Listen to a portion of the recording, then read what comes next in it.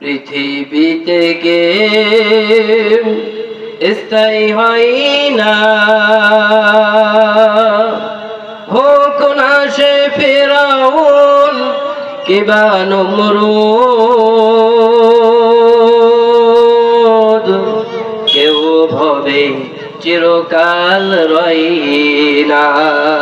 ঠিক কিনা বলেন? পৃথিবীতে কেউ স্থায়ী হয় না, হোক না সে ফিরআউন কিবা নমরুদ, কেউ ভবে চিরকাল রয় না। ফিরআউন শেষ তো ছিল না, মৃত্যু তাকেও ছেড়ে দিল না, রয়ে গেছে তার সব স্মৃতিচিহ্ন, কেউ আজ তার ভয় করে না। ঠিক কিনা বলে? নীল নদ আজও আছে থাকবে, সত্যকে চিরদিন ডাকবে, ডেকে ডেকে বলে যাবে দিন ও রাত, ডেকে ডেকে বলে যাবে দিন ও রাত, কেউ যেন ফিরআউন হয় না। ফিরআউন হলে তার কপালে দুঃখ আছে না নাই? আছে না? এই পৃথিবীতে ফিরআউন মুসা আলাইহিস সালামের উপরে জুলুম করেছে, নির্যাতন করেছে, অত্যাচার করেছে।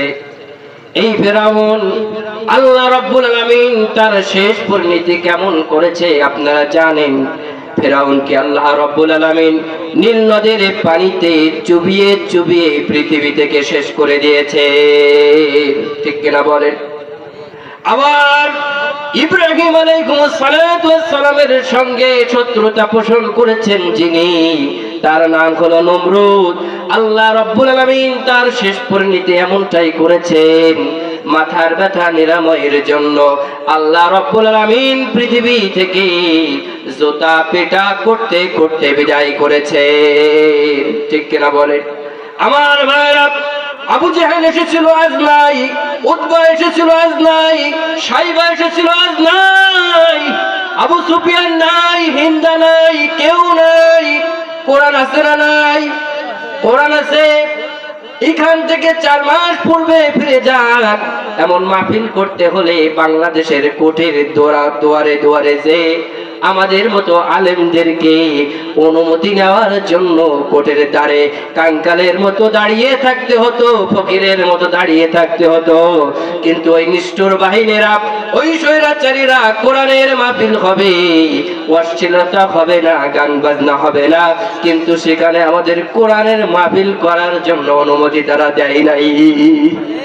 অথচ দেখা যায় গান হবে, পুতুল নাচ হবে, ডান্স হবে, ওই সমস্ত জায়গায় অনুমতির প্রয়োজন হয় নাই। পুলিশ দ্বারা প্রটোকল দেওয়া হয়েছে, প্রশাসন দ্বারা নিরাপত্তা দেওয়া হয়েছে, আর আমাদের মাহফিল গুলো 144 ধারা জারি করা হয়েছিল। কথা বলেন ঠিক কিনা? আলেমদেরকে বাকরুদ্ধ করা হয়েছিল। আলেমরা মসজিদের জুমার ইমাম খুতবায় বসে কোরআনের হক কথাগুলো বলতে পারে নাই, স্টেজে বসে কোরআনের আয়াতের সঠিক ব্যাখ্যা করতে গেলে এমন মানুষ রয়েছে সামনে থেকে মাইক গুলো ছুঁড়ে ফেলে দিয়েছে, মাইক গুলো কেড়ে নিয়েছে। তোমরা কোথায় কোথায় আজকে তোমরা গেলে?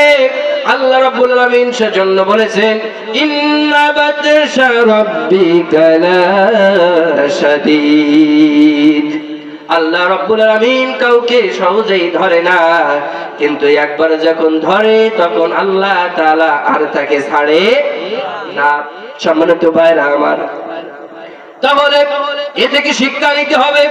স্বৈরাচার যারা হবে এই পৃথিবী থেকে আলেম ওলামাদেরকে জেল দিয়েছে, ফাঁসি দিয়েছে। কোরআনের পাখি তাকে 13টি বছর যাবত জেলখানার ভিতরে আটকে রেখেছে। শেষ পর্যায়ে তাকে ইনজেকশন পুশ করে পৃথিবী থেকে বিদায় করে দিয়েছেন। ওই নিষ্ঠুর কাফেরেরা আল্লামা সাইদিকে কত অত্যাচার করেছেন প্রিয় ভাইরা আমার। হাজার হাজার মানুষ নিয়ে যাদেরকে উঠা বসা, জেলখানার ভিতরে অন্ধকার কুটিরের ভিতরে একা একা কেমনে 13 বছর কাটালো, কোনোদিন কি চিন্তা করেছে? কেমনে কাটালো আমার ভাইরা? তাকে প্রস্তাব করা হয়েছিল, আপনি যদি কোরআনের পথ থেকে সরে আসেন, আপনি যদি রাজনীতির মঞ্চ থেকে সরে আসেন, বেকসুর খালাস করব। তিনি স্যালেন্ডার করেছিলেন, বাতিলের কাছে মাথা নত করে নাই। তারা কষ্ট দিয়েছিল, দুঃখ দিয়েছিল, জ্বালা যন্ত্রণা অত্যাচার দিয়েছিল। তারা আজ কোথায়? কোথায় আওয়ামী লীগ? কোথায় কাদের কাকা?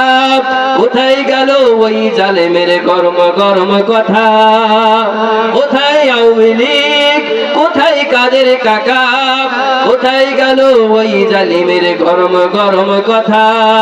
খেলা হবে, খেলা হবে, খেলা হবে বলে কাকাই গেল পালাইয়া।